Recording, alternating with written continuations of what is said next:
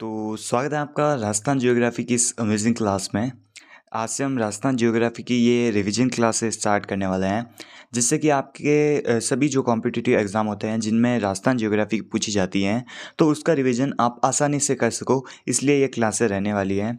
Mainly ये SI के लिए रहने वाली है। तो आज की इस क्लास में हम स्टार्ट करने वाले हैं राजस्थान भूगोल का सामान्य परिचय। सामान्य परिचय में सबसे पहले हम नामकरण के बारे में पढ़ने वाले हैं। हम देखने वाले हैं कि राजस्थान का ओल्डेस्ट जो वर्णन मिलता है वो ऋग्वेद में मिलता है, और राजस्थान का नाम ऋग्वेद में ब्रह्मवर्त नाम से मिलता है। ये राजस्थान का प्राचीनतम उल्लेख है। ऋग्वेद जो कि ओल्डेस्ट वेद है, मतलब सबसे पुराना वेद अगर हमें पूछे कौन सा है तो वो ऋग्वेद है। ऋग्वेद में राजस्थान से संबंधित एक और स्थल की जानकारी भी मिलती है, जिसे हम मत्स्य जनपद के नाम से जानते हैं। मत्स्य जनपद जो वर्तमान में अलवर भरतपुर वाला क्षेत्र है, जो कि 16 महाजनपदों में से एक जनपद था, जिसकी राजधानी थी विराटनगर, जिसे हम वर्तमान में बैराट के नाम से जानते हैं। यहीं पर इसी मत्स्य जनपद में पांडवों ने अपना 1 साल का अज्ञातवास निकाला था। उसके बाद नेक्स्ट हम देखते हैं घुसुंडी शिलालेख। इसमें राजस्थान शब्द का प्राचीनतम उल्लेख मिलता है राजस्थान्य शब्द से। ये जो घुसुंडी शिलालेख है वो चित्तौड़गढ़ में मिला, और ये 532 विक्रम संवत पुराना है। इसे हम हाथीबाड़ा का शिलालेख भी कहते हैं। इसकी खोज डी.आर. भंडारकर द्वारा की गई, और ये जब शिलालेख मिला तो इसमें संस्कृत भाषा में इसमें लिखे इसमें ये जो स्क्रिप्चर हैं वो संस्कृत भाषा में लिखा गया था। और इस भाषा की लिपि कौन सी थी, तो लिपि आपको याद रखनी है, ब्राह्मी लिपि थी। ये राजस्थान में संस्कृत भाषा का ओल्डेस्ट शिलालेख है। मतलब राजस्थान में संस्कृत भाषा भाषा का प्राचीनतम शिलालेख अगर हमें पूछे तो वो हमें बताना है घुसुंडी शिलालेख। उसके बाद राजस्थानीय नाम से ही एक और शिलालेख आता है, जो कि है बसंतगढ़ शिलालेख, जो कि विक्रम संवत 682 या फिर ईस्वी अगर हमें पूछ ले तो 625 ईस्वी ओल्ड है। और बसंतगढ़ शिलालेख में राजस्थानीय द्वितीय शब्द का उल्लेख मिलता है। ये बसंतगढ़ शिलालेख कहाँ से प्राप्त हुआ, तो ये खिमल माता मंदिर अचलगढ़ दुर्ग सिरोही से हमें प्राप्त हुआ। इसकी भाषा भी संस्कृत है, और लिपि अगर हमें पूछे तो कुटिल लिपि में ये शिलालेख लिखा गया। ये इसमें किसका वर्णन है, तो बसंतगढ़ शिलालेख में गुइल राजा शिलादित्य का उल्लेख है। इसमें यह कहा गया कि गुइल राजा शिलादित्य ने जावर माता मंदिर का निर्माण करवाया। उसके बाद बिजोलिया शिलालेख, इसमें भी राजस्थान्यादित्य शब्द का उल्लेख है। ये बिजोलिया शिलालेख जो 1170 ईस्वी पुराना है, और इसमें अजमेर के चौहान वंश की जानकारी मिलती है। इसमें यह कहा गया कि अजमेर के जो अजय राज हैं उन्होंने भीलवाड़ा में पार्श्वनाथ जैन मंदिर का निर्माण करवाया, और वहाँ पर स्वर्ण दान दिया था। उसके बाद हम देखते हैं रामायण में राजस्थान का उल्लेख। रामायण में राजस्थान जो वर्तमान में राजस्थान नामक जो भूभाग है उसको उसको मरुकांतार नाम से जाना जाता था। तो रामायण में इस क्षेत्र का उल्लेख मरुकांतार नाम से है। रामायण के रचयिता वाल्मीकि थे, और रामायण में राजस्थान के कुछ स्थलों का जिक्र है, जैसे कि पुष्कर झील जिसे आदि तीर्थ कहा गया, उसका वर्णन भी रामायण में है। उसके बाद मंडोर, जोधपुर, सुग्रीव मंदिर किशनगढ़, सीता माता मंदिर जो प्रतापगढ़ में है, इन तीनों का वर्णन भी रामायण में किया गया है।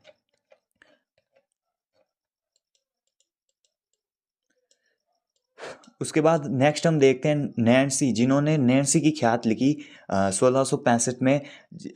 मोनोट नैन्सी, जिन्हें हम राजस्थान का अबुल फजल कहते हैं, उन्होंने भी इस बुक में राजस्थान का नामकरण किया था। उसके बाद राजरूपक जो कि वीरभान द्वारा लिखी गई 1731 ईस्वी में, उसमें भी राजस्थान का वर्णन है। उसके बाद जॉर्ज थॉमस, जिन्होंने राजस्थान को राजपूताना कहा सन 1800 में, ये आयरलैंड के निवासी थे, जो कि 1756 ईस्वी में राजस्थान आए थे या फिर भारत आए थे, जिन्हें जहाजी साहिब और जहराई जंग नामक मतलब उपाधि से जाना जाता है, या फिर उपनाम से जाना जाता है। ये 1783 में भारत आए थे।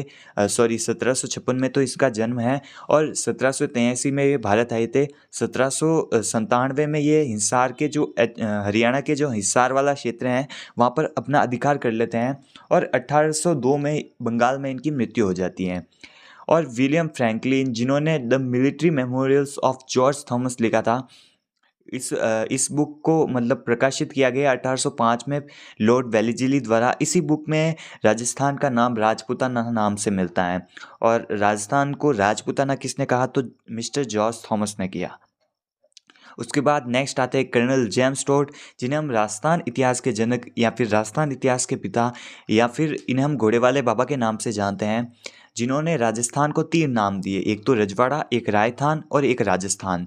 इन्होंने एक बुक लिखी 1829 में, the annals and antiquities of Rajasthan, और एक और बुक इनकी फेमस है, the central and western Rajput state of India. ये 2 बुक इनकी फेमस हैं। और the anal and antiquities of Rajasthan में इन्होंने राजस्थान के लिए रजवाड़ा, रायथान और राजस्थान शब्द यूज़ किया था। इनका जन्म 1782 में इंग्लैंड में हुआ था और इनकी मृत्यु 1835 में हुई। ये 1817-18 में राजस्थान आए थे पॉलिटिकल एजेंट के रूप में। उदयपुर में इन्होंने 5 साल कार्य किया था। इनके गुरु का नाम गुरु यति ज्ञानचंद है, जो कि भीलवाड़ा के थे। और इनकी जो बुक थी annals and antiquities of Rajasthan, उनका हिंदी में अनुवाद जी.एच. ओझा द्वारा 1907 और 1909 के मध्य किया गया। जी.एच. ओझा या फिर गौरीशंकर हीराचंद ओझा, जिन्हें हम जिनका गांव रोहिड़ा गांव सिरोही है। इसके बाद राजस्थान को संवैधानिक मान्यता कब मिली, तो राजस्थान को स्टेट के रूप में संवैधानिक मान्यता 26 जनवरी 1950 को मिली, जिस टाइम हमारा संविधान लागू हुआ था। उसके बाद राजस्थान का जो वर्तमान स्वरूप है वो हमारे सामने देखने को कब आया, तो 1 नवंबर 1956 को राज्य पुनर्गठन अधिनियम के तहत राजस्थान का वर्तमान स्वरूप हमें देखने को मिला। राजस्थान का एकीकरण 7 चरणों में हुआ, 7 चरणों में हुआ, और 7वां चरण 1 नवंबर 1956 को हुआ। और 1 नवंबर 1956 1 नवंबर के दिन हम राजस्थान स्थापना दिवस मनाते हैं। और अगर हमें पूछ ले राजस्थान दिवस कब मनाते हैं, तो राजस्थान दिवस हम 30 मार्च को मनाते हैं। एकीकरण के 4थे चरण में 30 मार्च को हमारे राजस्थान की 4 बड़ी रियासतें राजस्थान में सम्मिलित हुई, तो इसी कारण हम राजस्थान दिवस तो मनाते हैं 30 मार्च को। और राजस्थान का वर्तमान स्वरूप हमें देखने को मिला 1 नवंबर को, तो इसलिए 1 नवंबर को हम मनाते हैं राजस्थान स्थापना दिवस। तो ये तो हमारे नामकरण के बारे में हो गया। अब हम देखते हैं राजस्थान का स्थिति और विस्तार। स्थिति विस्तार देखने से पहले हमें ये कॉन्सेप्ट होता होना चाहिए कि अगर हमें पृथ्वी पर किसी भी चीज़ या फिर किसी भी ऑब्जेक्ट की लोकेशन पता करनी है, तो उसके लिए हमें लैटिट्यूड एंड लॉन्गिट्यूड की हेल्प लेनी पड़ेगी, या फिर अक्षांश और देशांतरों की हेल्प लेनी पड़ेगी।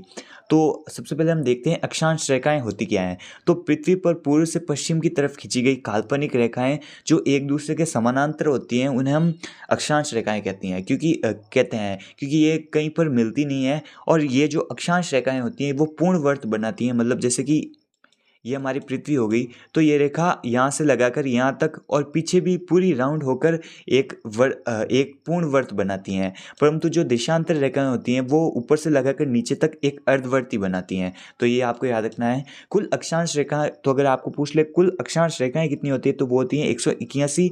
और अगर हमें पूछ ले कि कुल अक्षांश कितने होते हैं, तो कुल अक्षांश होते हैं 179।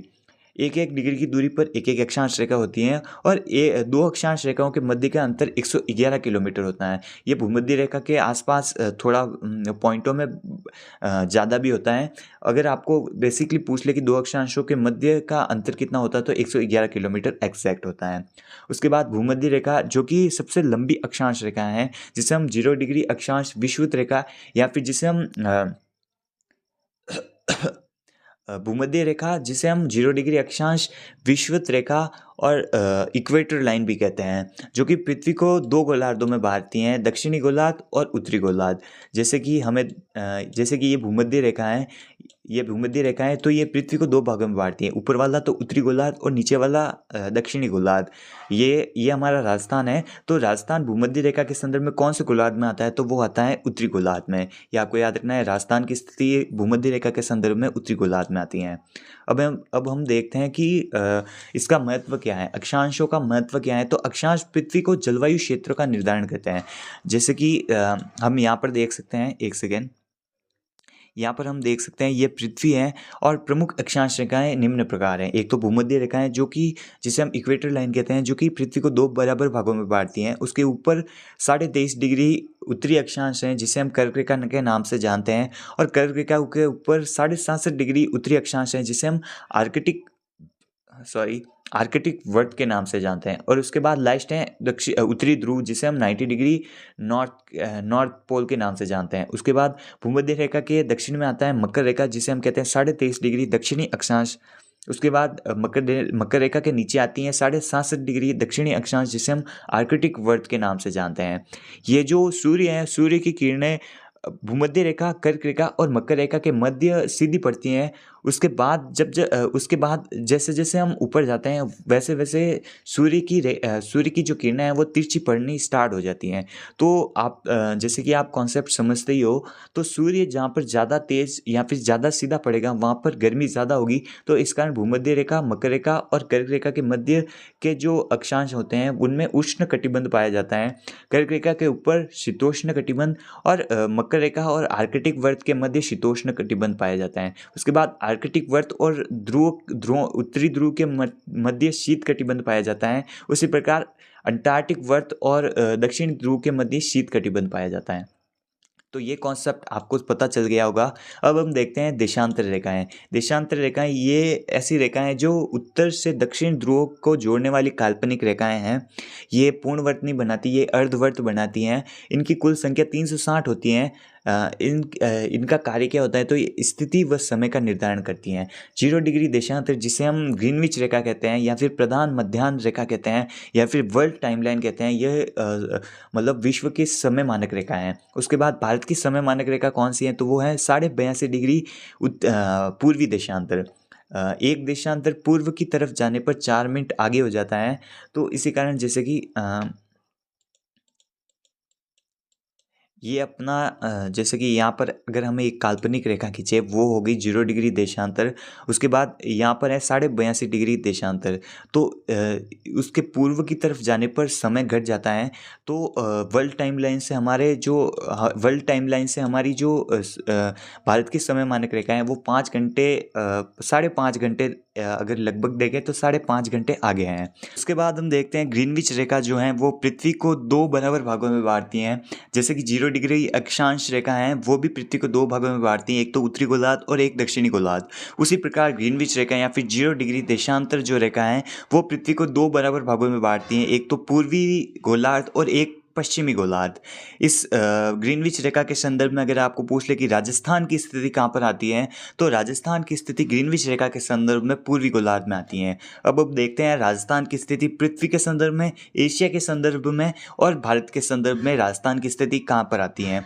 तो पृथ्वी, गोलार्ध, संसार या फिर विश्व, अगर हमें पूछ ले कि पृथ्वी की स्थिति विश्व, पृथ्वी, संसार के संदर्भ में कहाँ पर आती है, तो राजस्थान की स्थिति आती है उत्तरी पूर्वी गोलार्ध में। इस उत्तरी पूर्वी दिशा को हम कहते हैं ईशान कोण। तो अगर आपको पूछ ले कि राजस्थान की स्थिति पृथ्वी के संदर्भ में कौन से हैं, तो आपको बताना है उत्तरी पूर्वी गोलार्ध या फिर ईशान कोण में। उसी प्रकार अगर पूछ ले कि राजस्थान की स्थिति एशिया के संदर्भ में कहाँ पर है, तो एशिया के संदर्भ में है दक्षिणी पश्चिमी भाग या फिर इस दक्षिणी पश्चिमी दिशा को हम कहते हैं नैऋत्य कोण। तो राजस्थान की स्थिति एशिया के संदर्भ में है नैऋत्य कोण में। और उसी प्रकार राजस्थान की स्थिति भारत के संदर्भ में है उत्तरी पश्चिमी भाग या फिर जिसे हम कह सकते हैं वायव्य कोण में। तो ये आपको पता चल गया कि राजस्थान की स्थिति पृथ्वी के संदर्भ में कहाँ पर है, एशिया के संदर्भ में कहाँ पर है और भारत के संदर्भ में कहाँ पर है। उसके बाद हम देखते हैं राजस्थान का अक्षांशीय व देशांतरीय विस्तार। राजस्थान का अक्षांशीय विस्तार है 23 डिग्री 03 मिनट से 30 डिग्री 12 मिनट उत्तरी अक्षांश। अगर आपको पूछ ले इन दोनों के मध्य विस्तार कितना है, तो 60 डिग्री 9 मिनट का विस्तार है राजस्थान का। और राजस्थान का देशांतरीय विस्तार है 69 डिग्री 30 मिनट से 78 डिग्री 17 मिनट पूर्वी देशांतर तक या फिर ईस्टर्न लॉन्गिट्यूड तक। तो अगर आपको विस्तार पूछ ले तो 8 डिग्री 47 मिनट इसका अंतर है। उसके बाद मध्य अक्षांश या फिर मध्य अक्षांश और मध्य देशांतर कौन कौन से हैं, तो राजस्थान के मध्य में से गुजरने वाला अक्षांश रेखा है 26.5 डिग्री उत्तरी अक्षांश और राजस्थान के मध्य में से गुजरने वाला देशांतर है 74 डिग्री पूर्वी देशांतर। ये दोनों आपस में काटते हैं, जहाँ पर आपस में काटते हैं उसे हम मध्य गांव कहते हैं। तो राजस्थान का मध्य गांव है मेड़ता गांव नागौर। मध्य गांव है मेड़ता सिटी नागौर और गांव अगर पूछ ले तो लामपुला ही है। और अगर आपको न्यू लेटेस्ट सैटेलाइट सर्वे के अनुसार पूछ ले तो वो गगराना गांव है। यहाँ पर मैप के हिसाब से आप देख सकते हो ये राजस्थान की स्थिति है। राजस्थान का अक्षांशीय विस्तार है 23 डिग्री 03 मिनट उत्तरी अक्षांश से लगाकर 30 डिग्री 12 मिनट उत्तरी अक्षांश। उसके बाद अगर देशांतर पूछ ले तो अगर आपको बताना है देशांतर या विस्तार बताना है तो 69 डिग्री 30 मिनट पूर्वी देशांतर से लगाकर 78 डिग्री 17 मिनट पूर्वी देशांतर तक। ये मध्य देशांतर है 74 डिग्री पूर्वी देशांतर, और ये मध्य अक्षांश रेखाएं हैं 26.5 डिग्री उत्तरी अक्षांश। उत्तरी अक्षांश। ये दोनों मेड़ता सिटी नागौर में एक दूसरे को काटते हैं, और यहाँ पर मध्य गांव स्थित है लामपुलाई, और सैटेलाइट सर्वे के अनुसार गगराना। अगर आपको राजस्थान का उत्तरी बिंदु पूछ ले तो वो होगा कोणा गांव, और अगर दक्षिणतम बिंदु पूछ ले तो वो बोरकुंड गांव होगा। अगर आपको पूर्वोत्तम गांव पूछ ले तो पूर्वोत्तम गांव होगा सिलाना या फिर सिलावट गांव धौलपुर, और अगर पश्चिमतम गांव पूछ ले तो कटरा गांव सम तहसील जैसलमेर। अब अगर आपको पूछ ले कि राजस्थान में सर्वप्रथम सूर्योदय व सूर्यास्त कहाँ पर होता है, तो राजस्थान में सर्वप्रथम सूर्योदय व सूर्यास्त सिलाना गांव धौलपुर में होता है, और राजस्थान में सबसे बाद में सूर्योदय और सूर्यास्त कहाँ पर होता है तो वो होता है कटरा गांव जैसलमेर में। इन दोनों के मध्य का अंतर कितना है तो 35 मिनट 8 सेकंड का अंतर है। अगर एग्जैक्ट पूछ ले तो 35 मिनट 8 सेकंड, और अगर लगभग पूछे तो 36 मिनट का अंतर है। उसके बाद हम देखते हैं राजस्थान की लंबाई और चौड़ाई। राजस्थान के उत्तर से दक्षिण की लंबाई है 826 किलोमीटर, पूर्व से पश्चिम की लंबाई है 869 किलोमीटर, और अगर आपको विकर्णों की लंबाई पूछ ले तो उत्तर पूर्व से दक्षिण पश्चिम की लंबाई है 784 किलोमीटर, और अगर उत्तर पश्चिम से दक्षिण पूर्व की अगर आपको लंबाई पूछ ले तो वो है 850 किलोमीटर। इन दोनों का अंतराल है 67 किलोमीटर, विकिरणों का अंतराल है 67 किलोमीटर, और जो लंबाई चौड़ाई का अंतराल है वो है 43 किलोमीटर। उसके बाद आकृति के बारे में बात करें तो राजस्थान की आकृति विषम कोणीय चतुर्भुज हैं, रोम्बस आकार की हैं, सम चतुर्भुज हैं और पतंगाकार हैं।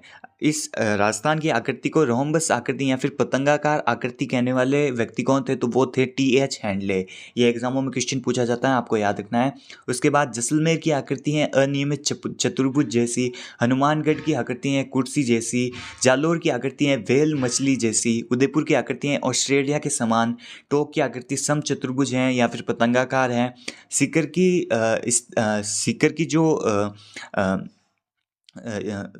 की जो आकृति है वो है प्याले नुमा या फिर अर्धचंद्राकार। उसके बाद धौलपुर करौली की आकृति हैं बतख के समान, भरतपुर की आकृति हैं गिलहरी नुमा, और अजमेर की आकृति हैं त्रिभुजाकार। ये आपको आकृतियां याद रखनी है कुछ जिलों की। उसके बाद हम बात करते हैं राजस्थान के क्षेत्रफल के बारे में। राजस्थान का क्षेत्रफल आपको पता ही है कि राजस्थान का कुल क्षेत्रफल है 3,42,239 वर्ग किलोमीटर, और अगर वर्ग मील में पूछ ले तो 1,32,139 या फिर 140 वर्ग मील।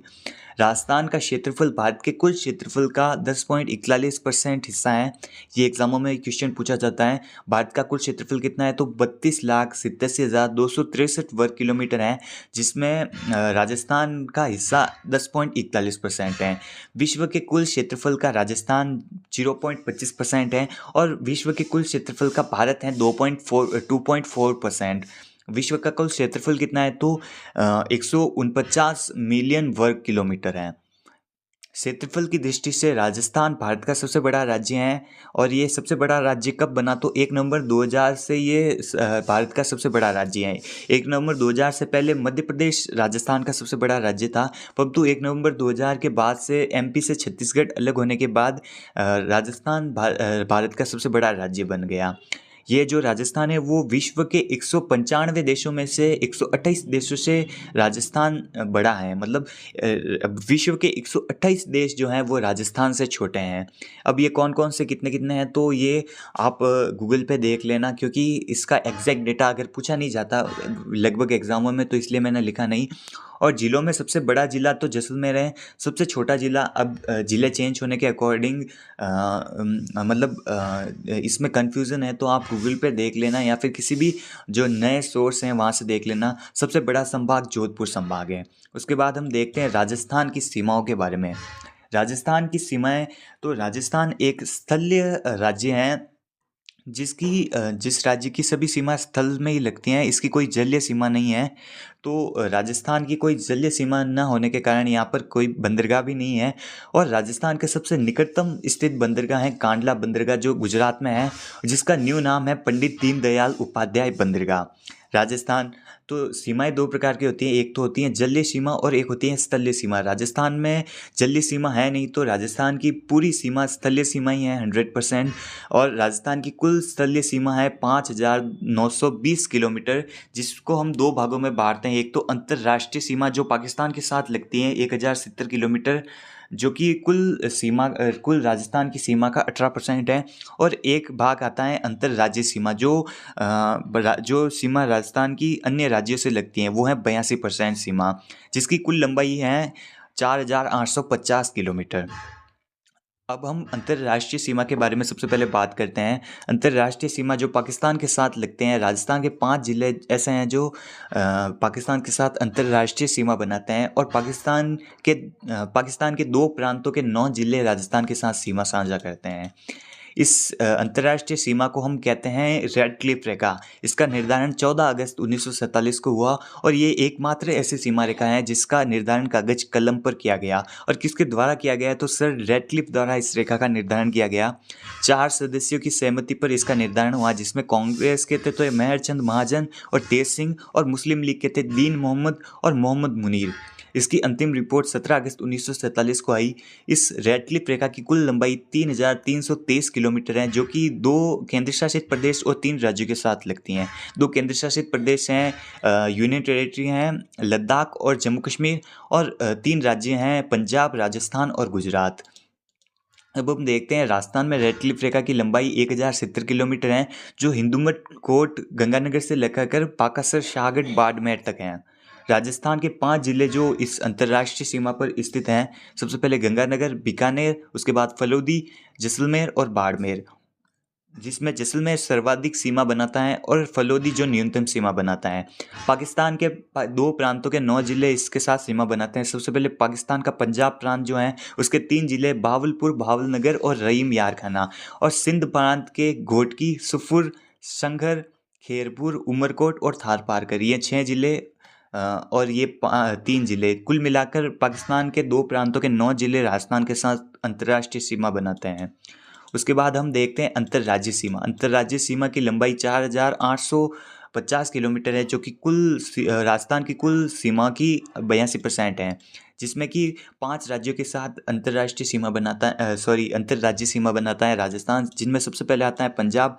पंजाब की सीमा की लंबाई है 90 किलोमीटर, 89 किलोमीटर, जिनमें 2 ज़िले आते हैं गंगानगर और हनुमानगढ़। हरियाणा, जिसकी कुल लंबाई है 1262 या फिर 1262 किलोमीटर, जिसमें कि राजस्थान के हनुमानगढ़, चूरू, सीकर, झुंझुनू, कोटपुतली, बहरोड, खेरतल, तिजारा, अलवर और डींग, ये ज़िले जो हरियाणा के साथ अंतर्राज्यीय सीमा बनाते हैं। उसके बाद यूपी, जो राजस्थान के साथ 877 किलोमीटर की सीमा बनाता है, जिसमें कि 3 ज़िले राजस्थान के यूपी के साथ सीमा बनाते हैं, डींग, भरतपुर और धौलपुर। एमपी 1600 किलोमीटर की सीमा बनाता है, जिसमें राजस्थान के धौलपुर, करौली, सवाई माधोपुर, कोटा बारा, झालावाड़, भीलवाड़ा, चित्तौड़गढ़, प्रतापगढ़ और बांसवाड़ा एमपी के साथ सीमा बनाते हैं। उसके बाद लास्टली आता है गुजरात, जो राजस्थान के साथ 1,022 किलोमीटर की अंतर्राज्यीय सीमा बनाता है, जिसमें कि राजस्थान के बांसवाड़ा, डूंगरपुर, उदयपुर, सिरोही, जालोर, बाड़मेर, ये ज़िले जो गुजरात के साथ अंतर्राज्यीय सीमा बनाते हैं। अब इसे डिटेल्स में देख लेते हैं। अंतर्राज्यीय सीमा जो कि है 4,850 किलोमीटर, पंजाब के 2 ज़िले फर्जिला और मुक्तसर राजस्थान के साथ सीमा बनाते हैं 89 किलोमीटर की, और ये उत्तर में सीमा बनाता है। और राजस्थान के गंगानगर और हनुमानगढ़ पंजाब के साथ सीमा बनाते हैं। उसके बाद नेक्स्ट आता है हरियाणा, जो कि राजस्थान के साथ 1262 किलोमीटर की सीमा साझा करते हैं, जिसमें हरियाणा के जिले आते हैं सिरसा, फतेहाबाद, हिसार, भवानी, महेंद्रगढ़, रेवाड़ी और मेवात। ये ज़िले हैं जो राजस्थान के साथ हरियाणा के ज़िले हैं जो राजस्थान के साथ सीमा बनाते हैं। और राजस्थान में हनुमानगढ़, सीकर, चूरू, झुंझुनू, कोटपुतली, बहरोड, खेरतल, तिजारा, अलवर और डींग, जो हरियाणा के साथ सीमा बनाते हैं। यूपी राजस्थान के साथ 877 किलोमीटर की अंतर्राज्यीय सीमा बनाती हैं, जिसमें कि उत्तर प्रदेश के आगरा व मथुरा राजस्थान के साथ सीमा बनाते हैं, और राजस्थान के डींग, भरतपुर और धौलपुर ये 3 जिले हैं जो उत्तर प्रदेश के साथ सीमा बनाते हैं। उसके बाद मध्य प्रदेश जो राजस्थान के साथ सर्वाधिक अंतर्राज्यीय सीमा बनाता है, जिसमें सबसे पहले मध्य प्रदेश के जिले आते हैं मुरैना, श्योपुर, शिवपुरी, गुना, राजगढ़, अगरमालवा, नीमच, मंदसौर, रतलाम और झाबुआ। ये कुछ ज़िले हैं जो राजस्थान के साथ सीमा बनाते हैं मध्य प्रदेश के। और राजस्थान के जो ज़िले हैं जो मध्य प्रदेश के साथ सीमा बनाते हैं उनमें आता है धौलपुर, करौली, सवाई माधोपुर, कोटा, बारां, झालावाड़, भीलवाड़ा, चित्तौड़गढ़ जो 2 बार सीमा बनाता है, प्रतापगढ़ और बांसवाड़ा। उसके बाद गुजरात के साथ सीमा बनाने वाले ज़िले राजस्थान के तो हैं बांसवाड़ा, डूंगरपुर, उदयपुर, सिरोही, जालोर और बाड़मेर, और गुजरात के हैं कच्छ, बनासकांठा, साबरकांठा, अरावली, माहीसागर और दाहोद, जो राजस्थान के साथ गुजरात की सीमा बनाती हैं 1022 किलोमीटर। अब हम देखते हैं कि कौन कौन से ज़िले 2 बार सीमा बनाते हैं।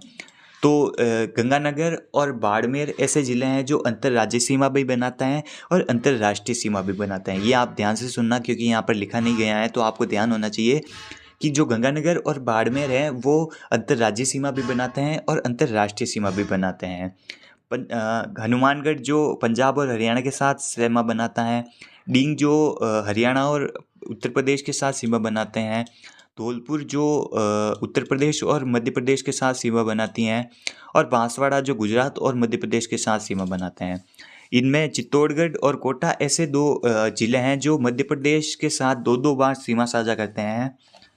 और आंतरिक ज़िले अब हम देखते हैं, आंतरिक ज़िले जो किसी भी ना तो अंतर्राज्यीय सीमा बनाते हैं और ना अंतर्राष्ट्रीय सीमा बनाते हैं। ये आंतरिक ज़िले 13 हैं, जिसमें सबसे पहले आता है जोधपुर, नागौर, डीडवाना, कुचामन, ब्यावर, पाली, अजमेर, जयपुर, दौसा, बूंदी, बालोतरा, टोंक, राजसमंद और सलूंबर।